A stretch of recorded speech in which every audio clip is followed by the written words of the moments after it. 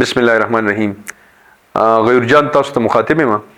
دا نننی ویلاګ په پښتو کې صرف او صرف د زنانو د تعلیم په باره کې چې کوم په افغانستان کې پاغي باندې بندیزونه لګیدلي دي دا غوي ته د سوال زاره د مینت او د التجا لپاره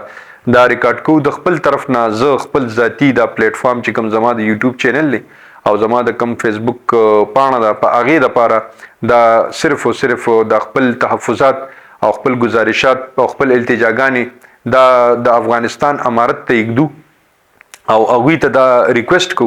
دا هغه ته سوال جاری مینت کو چې د زنانو په دې تعلیم باندې چې کم بندیزونه لګیدلي دي مونږه الریډي په دنیا کې په تعلیم کې د ټولو نشاته یو او خو کې زموږ سره دا هیوادونه چې کم دي لکه بهارت چې کم دي چې کم د اغویم گاوند دی او زمونږ په گاوند کې دي دا غوی نن سبا چې کم نوی کول په پرمختګ باندې روان دي او دا غوی چې کم مخ کې روان دي او دا غوی چې کم اچیومنټس دي او دا غوی چې کم ګولز دي خاص کر په تعلیم باندې نو د تعلیم په لحاظ کې د تعلیم په میدان کې غوی دومره مخ کې دي دا صرف او صرف په دک کې وجه باندې چې غوی تعلیم له توجه ورکړي دا که د افغانستان د امارت په زنانو په تعلیم باندې صرف او صرف دا اعتراض وي چې دا په پرده کې نه دی یا دا د پردې د وجه نه هغه په دې باندې پابندي لګولې وي نو پکاردار چې د پردې سیستم دی ول برابر کی خو بالکل پابندي پې نه دی لګول پکار یا مکمل بندیزم نه دی پکار یا مکمل بندولم نه دی پکار ځکه دا زنانم زمونږ د معاشري ایسه د څنګه چې دلته زمونږ په پاکستان کې تقریبا 55% چې کم دي نو هغه زنانه دي نو دغه شان التم د زنانو تعداد تقریبا 2 کوم نه دی لکه سونه چې دلته دي یعنی نیم په نیمه باندې تقریبا زمونږ زنانه دي بل دام دي چې لکه د دې لپاره مونږ دام سوچ وکړو چې دا زنانه چې کوم سبا تعلیم یافته شي نو د یو تعلیم یافته زنانه غیږه چې کومه دا هغه در روان نیوي کل لپاره بیا د تعلیم پونه جوړیږي نو دغه هم مونږ لپاره یو د فائدې خبره ده بل ډاکټران نرسانی دا سونم چې د زنانو سره ریلیټډ فیلډز دي یا دا غي سره چې کوم ریلیټډ پروفیشنلز دي دا ټول چې کوم دي د لپاره بیا مونږ د کم زینا دا زنانه راغواړو چې زمونږ خپل زنانه نیوي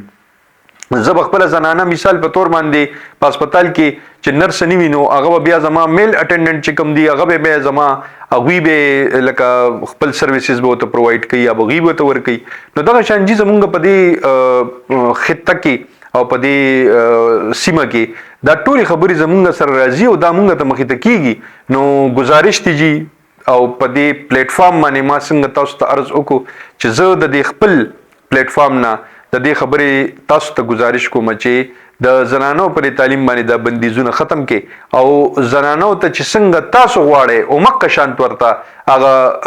تاسو سہولیات ورکې او د پردې په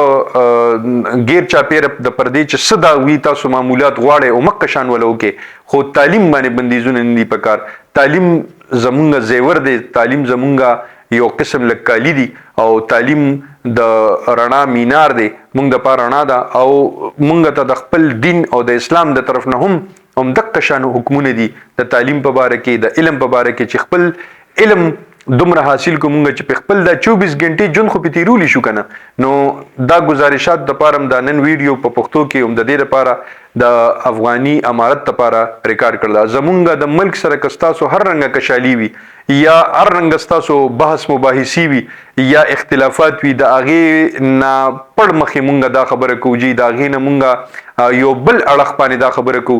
ما ته زما خپل دو سټوډنټانو خاص کر اغوی افغانان دي اغوی مونږ ته ویلي چې سر زمونږ د دې مسلې په باره کې لکتا سو ویډیو کې نو زما په دې ویډیو باندې کې دي شي په ډیرو خلکو باندې اثر ونشي خو چې څونه اثر کې دي شي دا غي ریکوست کو چې عابد غازی او حزب الله دا زما دوه سټوډنټان دي دوه زما شاګردان دي او هی ماته ویلو چې سر په دې باندې ویډیو کې نو دا د اغوی په ریکوست باندې ما دا ویډیو کړل او زمون په خپل هم دا زړه غواړي ځکه چې دا زمون یو سیمه ده مونږ یو پښتاني یو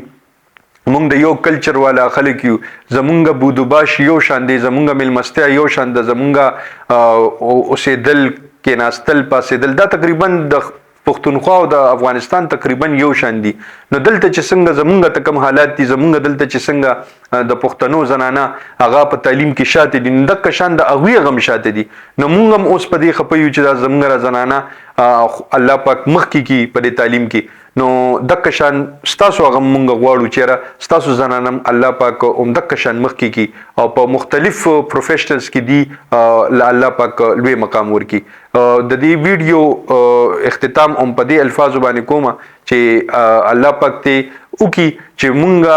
څنګه الله غواړي او مغه شان دي زمونږ د علمونه زمونږ زړه ته خدای پاک ورواړي. جزاک الله خیر جی، ډیر مننه، ډیر شکریا. السلام علیکم.